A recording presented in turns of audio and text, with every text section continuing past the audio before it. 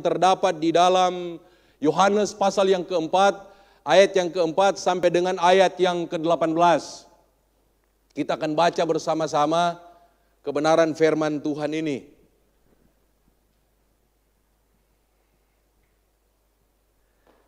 Mari kita baca bersama-sama. 1, 2, 3. Ia harus melintasi daerah Samaria. Maka sampailah ia ke sebuah kota di Samaria yang bernama Sikar, dekat tanah yang diberikan Yakub dahulu kepada anaknya Yusuf. Di situ terdapat sumur Yakub. Yesus sangat letih oleh perjalanan, karena itu ia duduk di pinggir sumur itu. Hari kira-kira pukul 12. Maka datanglah seorang perempuan Samaria hendak menimba air. Kata Yesus kepadanya, "Berilah aku minum." Sebab murid-muridnya telah pergi ke kota membeli makanan. Maka kata perempuan Samaria itu kepadanya, "Masakan engkau seorang Yahudi minta minum kepadaku seorang Samaria? Sebab orang Yahudi tidak bergaul dengan orang Samaria." Jawab Yesus kepadanya, "Jikalau engkau tahu tentang karunia Allah dan siapakah dia yang berkata kepadamu, 'Berilah aku minum,' niscaya engkau telah meminta kepadanya dan ia telah memberikan kepadamu air hidup." Kata perempuan itu kepadanya, "Tuhan, engkau tidak punya timba dan sumur ini amat dalam. Dari manakah engkau memperoleh air hidup itu? Adakah engkau lebih besar daripada bapa kami Yakub yang memberikan sumur ini kepada kami dan yang telah minum sendiri dari dalamnya, ia serta anak-anaknya dan ternaknya?" Jawab Yesus kepadanya, "Barang siapa minum air ini, ia akan haus lagi. Tetapi barang siapa minum air yang akan kuberikan kepadanya, ia tidak akan haus untuk selama-lamanya. Sebaliknya air yang akan kuberikan kepadanya akan menjadi mata air di dalam dirinya yang terus-menerus memancar sampai kepada hidup yang kekal."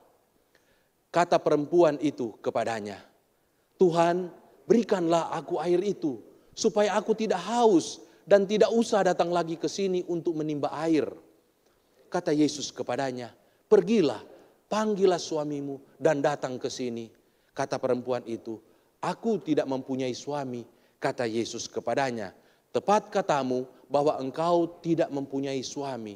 Sebab engkau sudah mempunyai 5 suami dan yang ada sekarang padamu bukanlah suamimu. Dalam hal ini engkau berkata benar." Puji nama Tuhan, silakan duduk. Ya.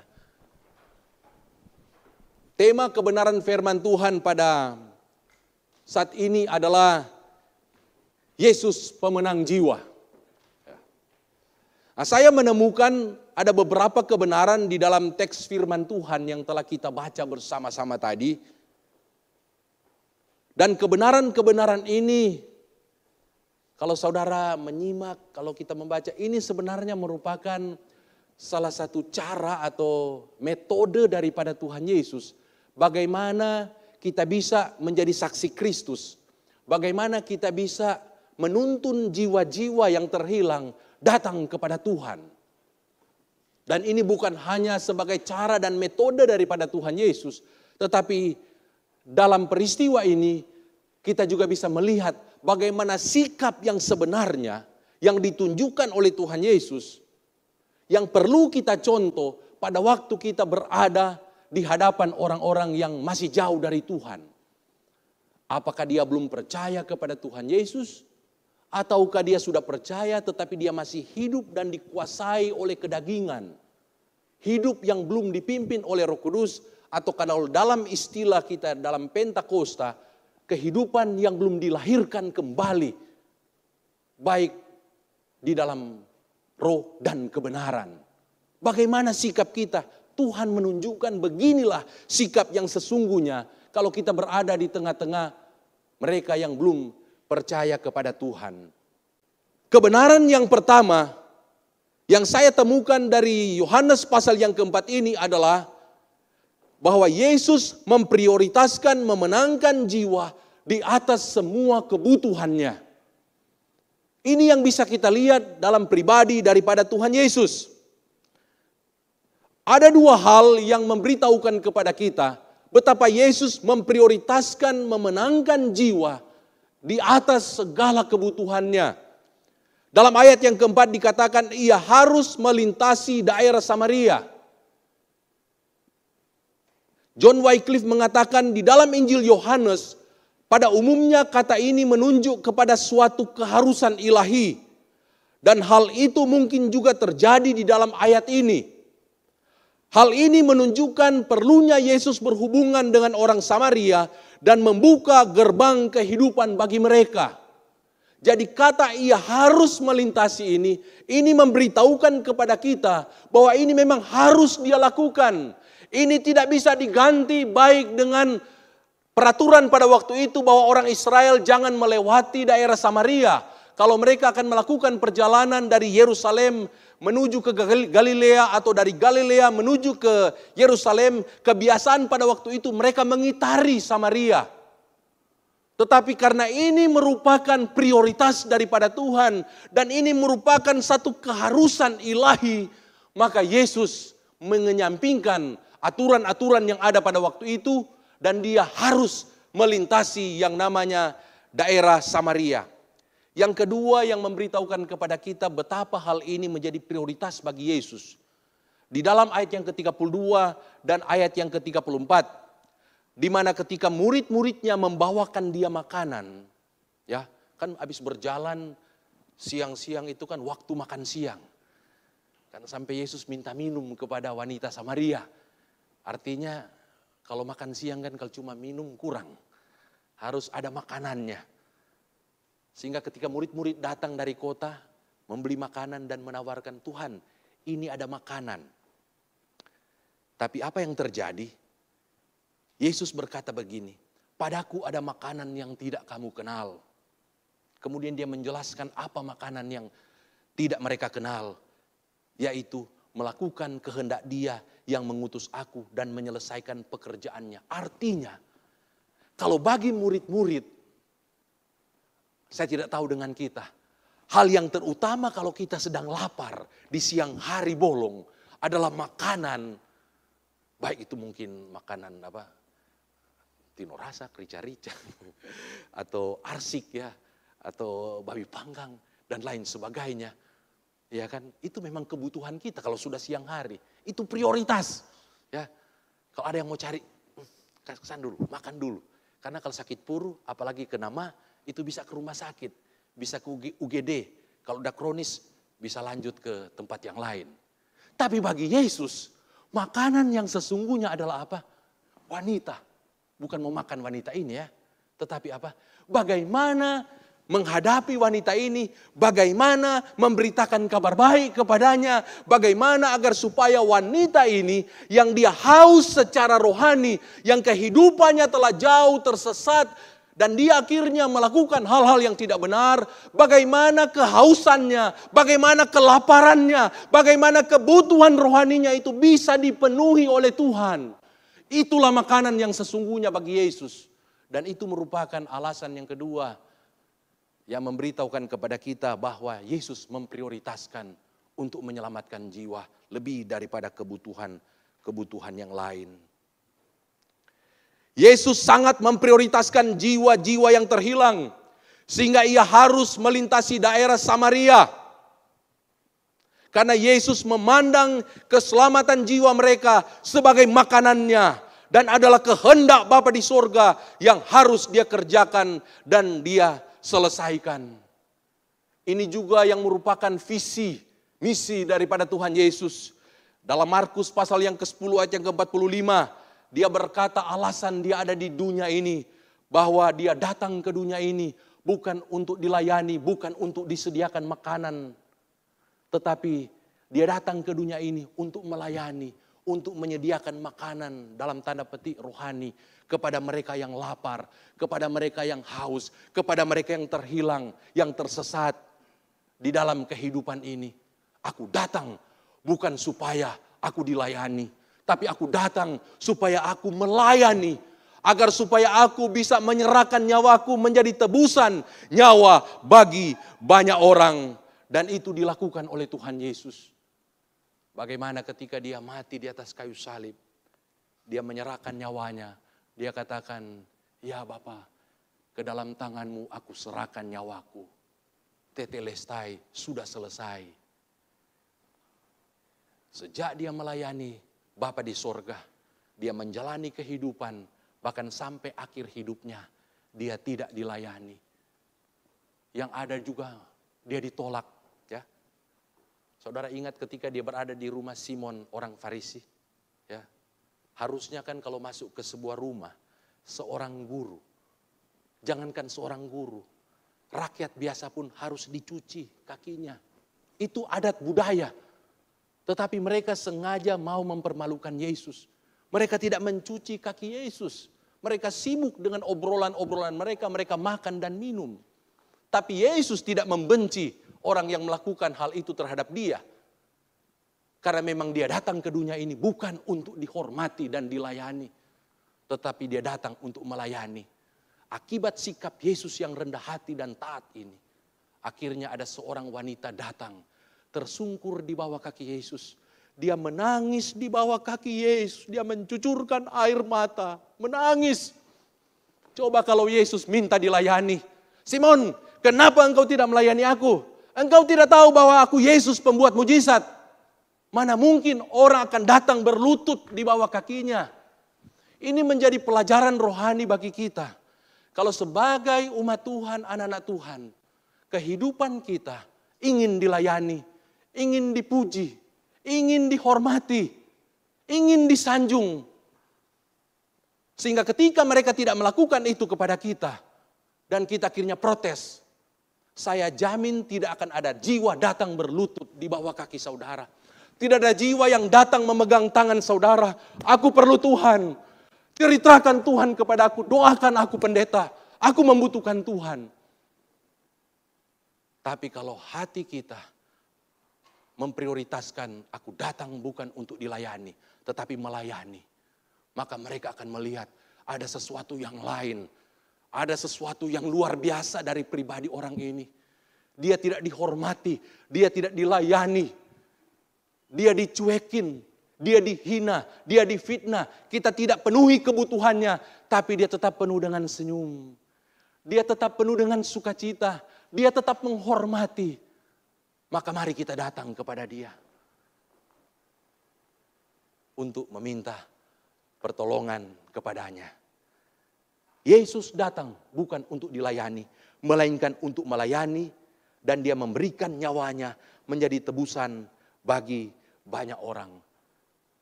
Dia memprioritaskan memenangkan jiwa-jiwa. Karena itulah yang menjadi tujuannya datang ke dunia ini. Demikian juga dengan kita yang mengikuti ibadah pada saat ini. Kiranya bersaksi dan memberitakan Injil serta memenangkan jiwa akan menjadi prioritas kita semua. Di atas semua prioritas dan kebutuhan hidup kita. Amin. Haleluya. Mengapa ini harus menjadi prioritas kita? Yang pertama, karena Yesus telah memberikan teladan kepada kita anak-anaknya.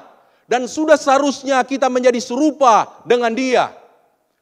Dalam Roma pasal yang ke-8 ayat yang ke-29 dikatakan, sebab semua orang yang dipilihnya dari semula, mereka juga ditentukannya untuk menjadi serupa dengan gambaran anaknya. Ayat ini memberitahukan kepada kita, kalau kita ingin menjadi serupa dengan Tuhan Yesus, maka dimungkinkan hal itu terjadi. Kita harus memprioritaskan untuk bersaksi, memberitakan Injil, dan memenangkan jiwa di atas semua kebutuhan kita. Yang kedua, mengapa ini harus menjadi prioritas saya dan saudara? Karena kita mengasihi Tuhan. Siapa di antara kita yang mengasihi Tuhan? Ya. Haleluya, kita semua mengasihi Tuhan. Orang lain boleh tidak mengasihi kita, membenci kita. Tetapi Tuhan mengasihi kita dan dia sudah lakukan itu sebelum saudara mengenal dia. Firman Allah berkata ketika kita masih hidup di dalam dosa. Yesus sudah mati 2000 tahun yang lalu. Dia tidak pandang dosa apa yang telah kita lakukan sejak kita tahu berbicara, tahu berpikir, tahu bertindak. Apapun yang kita perbuat, apapun yang kita lakukan, kegagalan-kegagalan, kelemahan-kelemahan masa lalu kita tidak akan mempengaruhi apa yang telah dilakukan oleh Tuhan Yesus. Karena sejarah fakta berkata, dia sudah naik di atas kayu salib. Dan dia sudah menanggung dosa seluruh umat manusia. Dan yang luar biasanya, dia bukan hanya menanggung dosa mereka yang berdosa sejak dia mati di atas kayu salib. Tapi Alkitab memberikan kesaksian, dosa seluruh umat manusia dari segala zaman telah ditanggung oleh Tuhan di atas kayu salib. Betapa kasihnya Tuhan kepada kita. Jadi, mengapa ini harus menjadi prioritas saya dan saudara? Karena Yesus mengasihi kita terlebih dahulu. Untuk itu, kita harus mengasihi jiwa-jiwa yang dikasihinya, yang demi keselamatan mereka, dia rela mengorbankan nyawanya di atas kayu salib.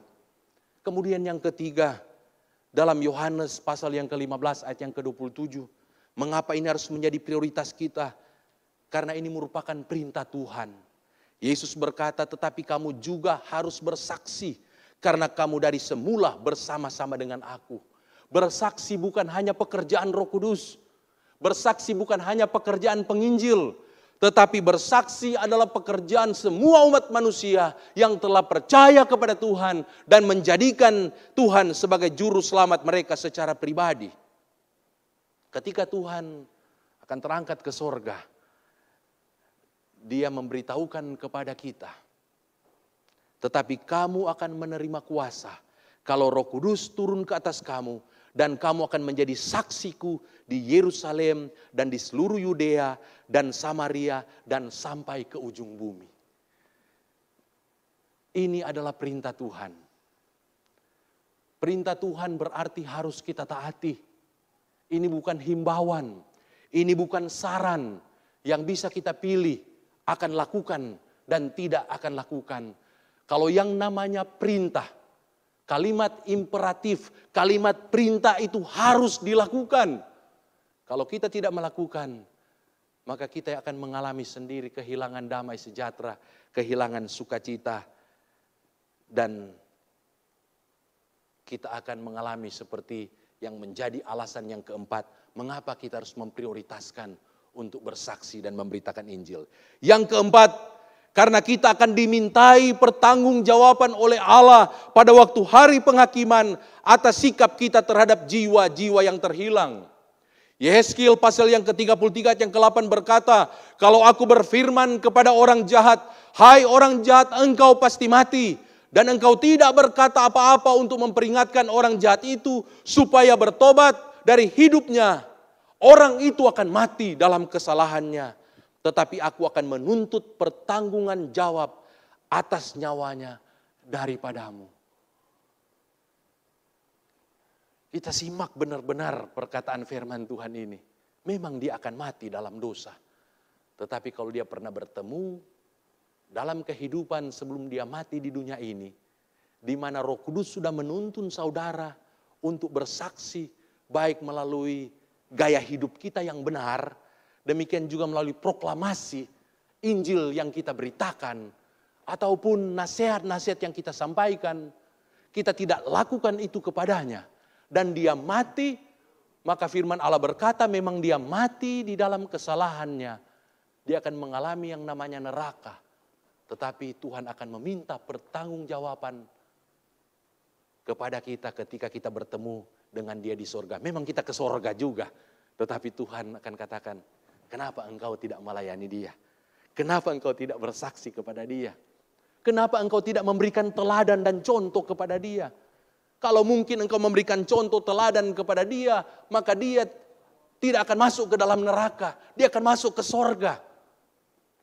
Ini yang akan Tuhan tuntut dari kita. Untuk itu, kiranya amanat agung, bersaksi, memberitakan Injil itu menjadi prioritas dalam kehidupan saya dan saudara. Jadi yang pertama, Yesus sangat memprioritaskan untuk bersaksi dan memberitakan Injil. Untuk itu marilah kita juga memprioritaskan itu dalam kehidupan kita hari-hari. Hari lepas hari. Kebenaran yang kedua, Yesus sangat mengasihi jiwa-jiwa yang terhilang dan sangat menghargai mereka sekalipun mereka telah jatuh di dalam dosa dan tersesat jauh dari hadirat Allah. Saya tidak tahu apakah ketika saudara melayani mereka yang sudah jauh dari Tuhan, bagaimana sikap saudara terhadap mereka? Atau mungkin ada yang menceritakan kepada saudara, si ini aduh kehidupannya hancur, gak bener.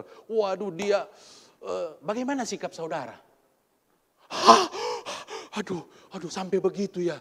Aduh, untung saya gak jabatan tangan dengan dia. Aduh, untung saya gak memenuhi undangannya.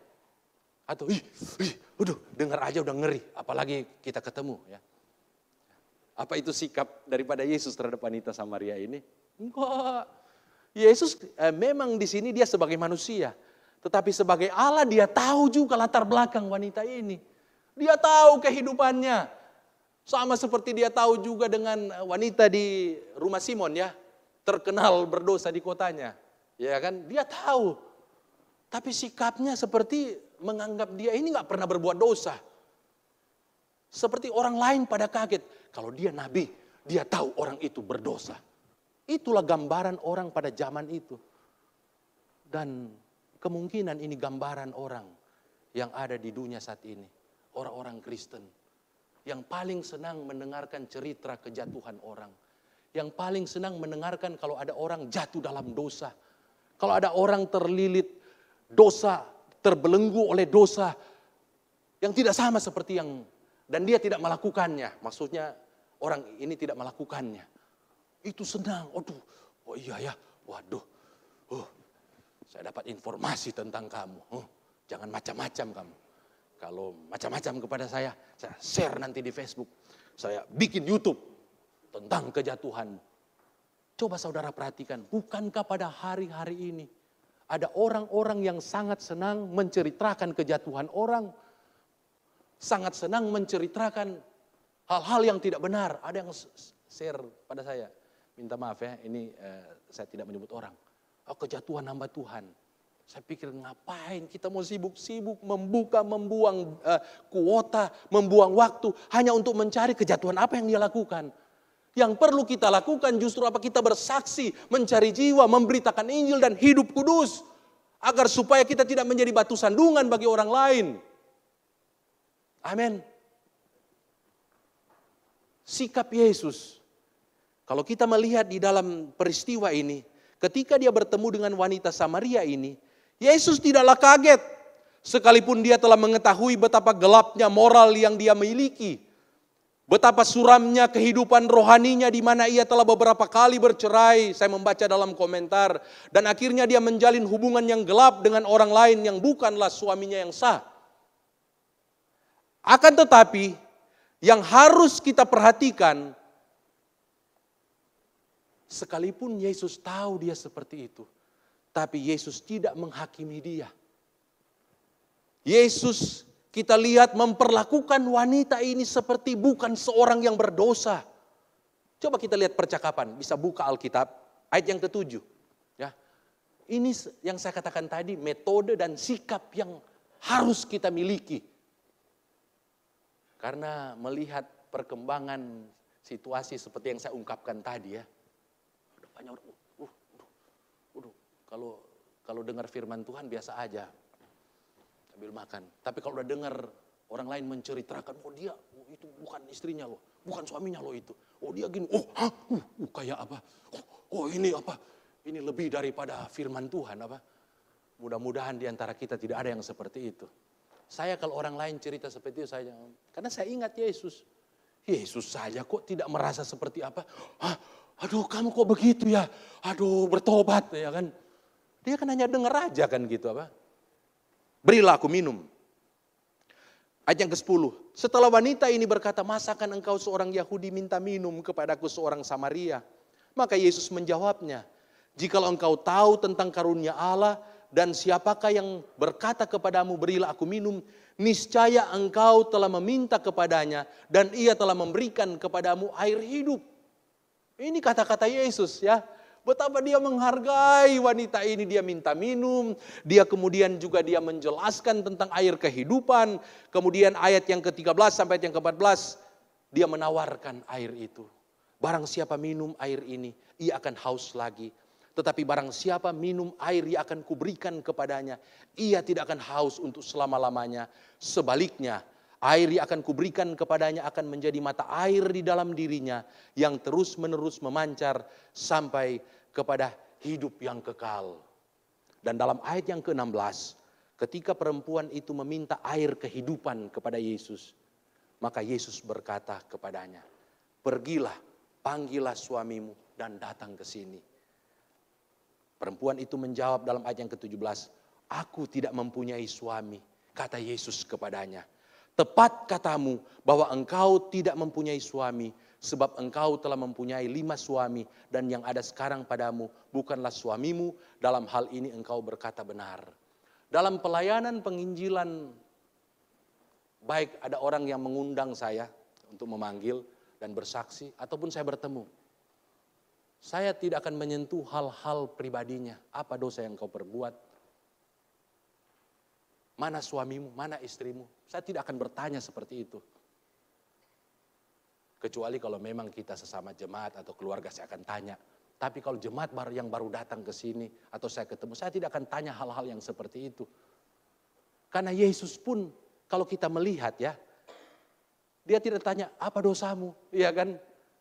Seberapa jauh engkau jatuh di dalam pengiringanmu kepada Tuhan. Yesus melayani, menghargai dia. Dan yang saya lakukan adalah apa? Mari kita berkenalan, kita bercakap-cakap, kita ngobrol, kemudian firman Tuhan juga. Ya biasa kalau ngobrol kan itu keingat firman Tuhan kita sampaikan. Dan akhirnya dia sampai kepada orang ini benar-benar hamba Tuhan. Saya akan apa? Konseling dengan dia. Mungkin Tuhan mengutus dia untuk menolong saya. Dan akhirnya dia menyampaikan, saya punya pergumulan ini. Kehidupan saya seperti ini, seperti ini, seperti ini. Dan saudara tahu, kalau kita melakukan atau bersikap seperti ini, maka Roh Kudus akan menuntun waktu demi waktu. Sampai dia percaya dan dia menyerahkan kehidupannya kepada Tuhan. Tapi kalau sebaliknya, kalau kita langsung menghakiminya, langsung memberitahukan kamu berdosa, kamu sudah jauh dari Tuhan, kamu akan dihukum, kamu masuk neraka karena firman Tuhan katakan ini. Maka bukannya dia akan bertobat, dia katakan, pendeta kita tahu banyak hal-hal yang tidak benar. Kita tahu pendeta dulu pernah begini. Akhirnya apa yang terjadi? Bukan jiwa yang dituntun kepada Yesus, tetapi yang terjadi adalah perkelahian, perdebatan, dan itu yang terjadi pada hari-hari ini. Ya, terjadi di media-media, baik sosial, di YouTube, Facebook, dan lain-lain. Bukannya menuntun jiwa datang kepada Tuhan, tetapi yang terjadi caci maki, saling memfitnah, saling menghina satu dengan yang lain. Karena tidak melakukan metode atau cara dan sikap seperti yang Tuhan tunjukkan ketika dia melayani wanita Samaria ini. Di dalam memberitakan Injil, kita harus senantiasa mengingat bahwa tugas kita bukanlah untuk menuduh. Tugas kita bukanlah untuk menghakimi orang yang berdosa. Itu bukan tugas saya dan saudara. Yesus sekalipun dia memiliki otoritas untuk menghukum, menghakimi. Karena firman Allah berkata hanya orang yang bersih, orang yang kudus, orang yang benar, dan itu hanyalah Allah sendiri yang bisa menghukum, yang bisa menghakimi orang yang berdosa.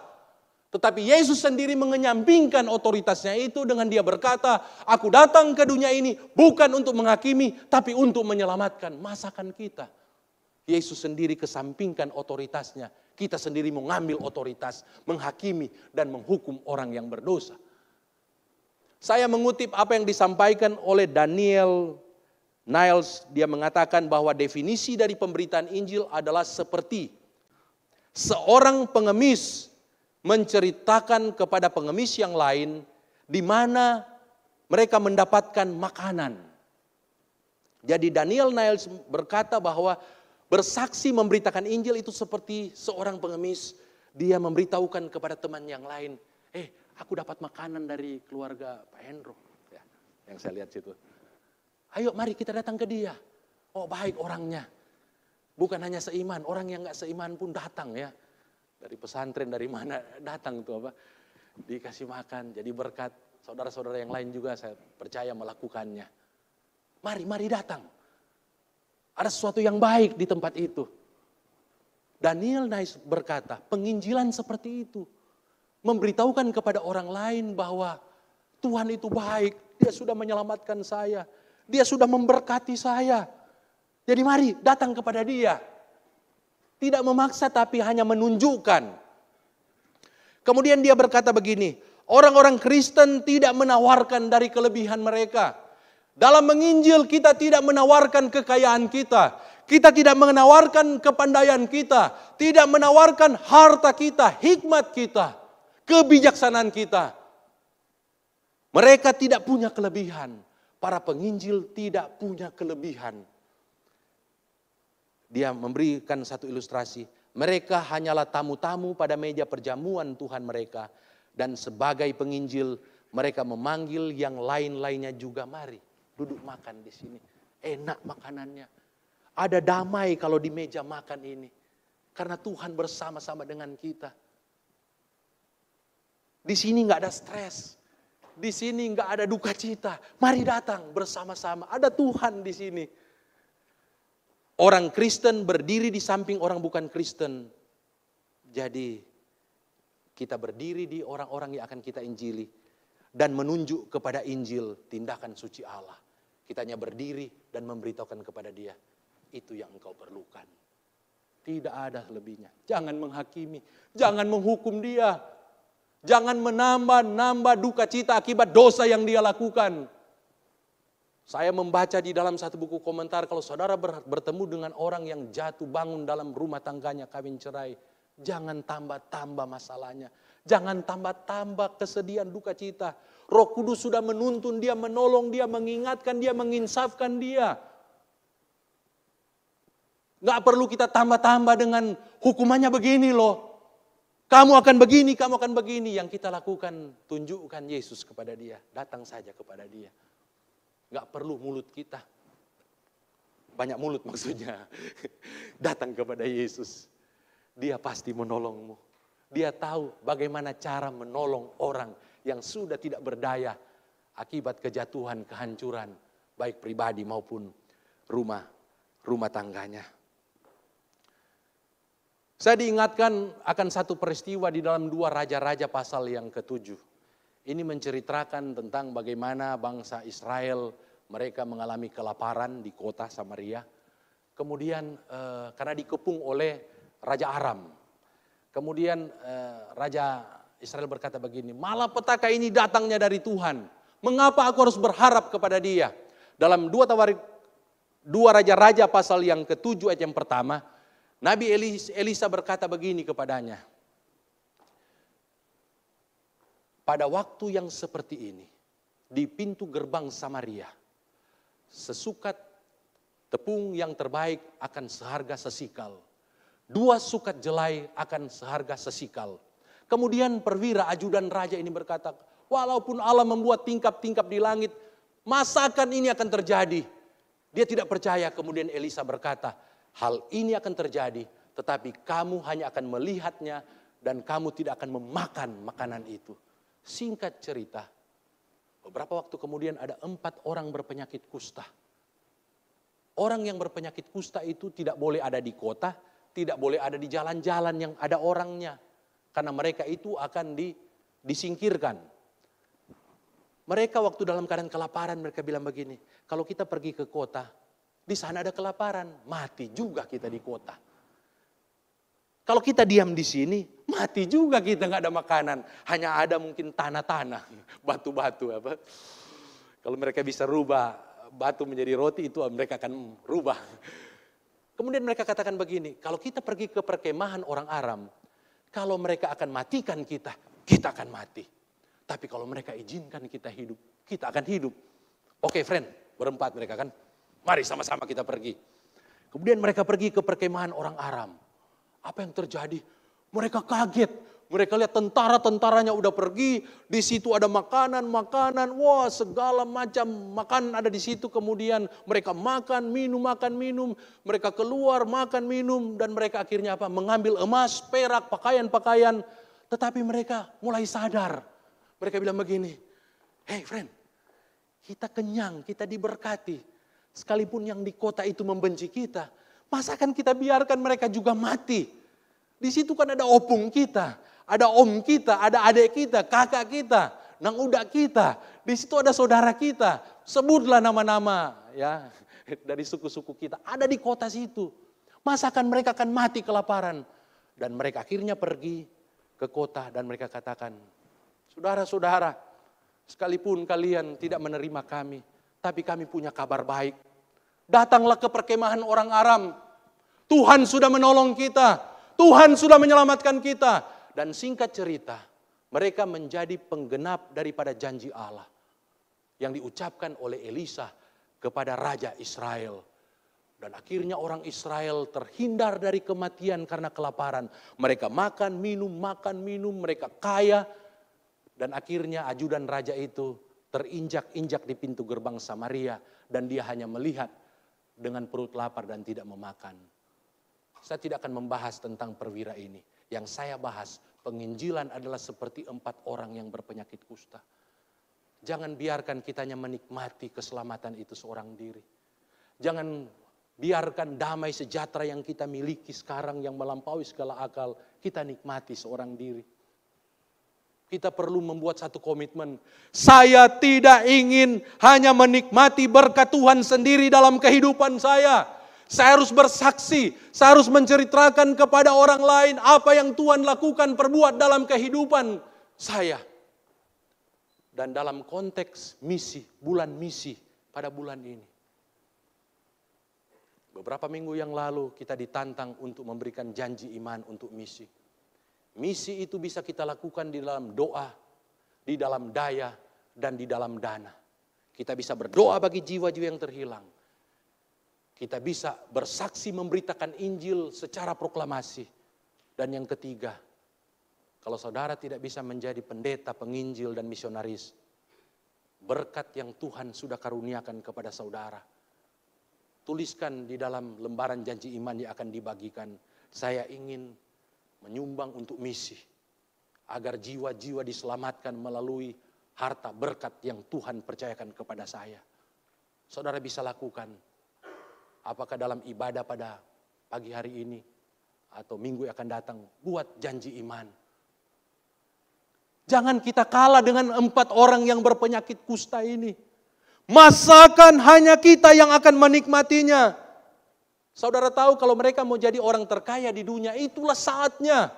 Karena firman Allah berkata, bukankah emas-emas, perak-perak, hasil jarahan bangsa Aram. Bangsa Aram itu bangsa yang boleh dikatakan terkuat di dunia pada waktu itu. Begitu banyak harta kekayaan mereka. Kalau mereka hanya ingin menikmati sendiri, mereka kumpul aja itu, bawa, timbun, kumpul, timbun, sampai 7 turunan tidak bisa habis. Ya, dan mereka menjadi orang kaya.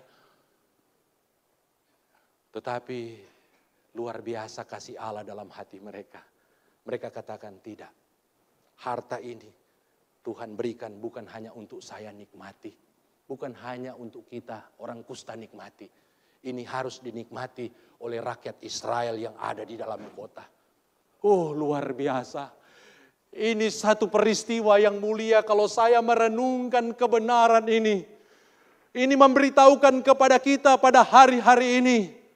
Bukan hanya saudara yang dilimpahi dengan kekayaan, dengan jabatan, dengan harta, dengan nama besar. Bukan hanya saudara yang akan dipakai oleh Tuhan.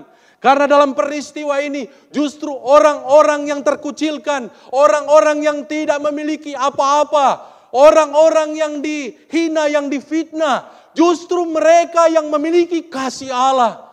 Sehingga ketika mereka diberkati oleh Allah, mereka teringat akan orang-orang yang lain. Tidak ada di antara kita yang semenderita 4 orang yang sakit kusta ini.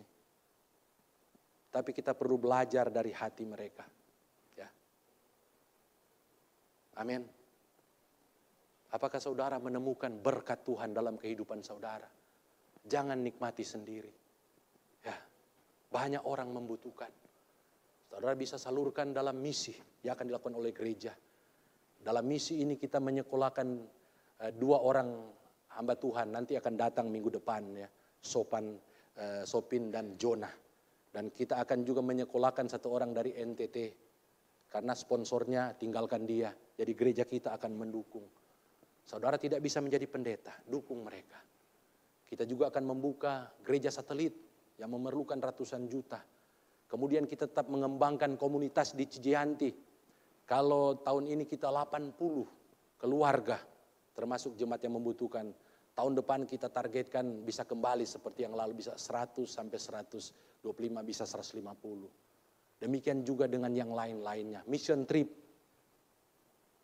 Mari kita memiliki hati seperti mereka. Ya, kalau kita diberkati dan kita sudah diberkati, mari kita mempersembahkan yang terbaik untuk Tuhan.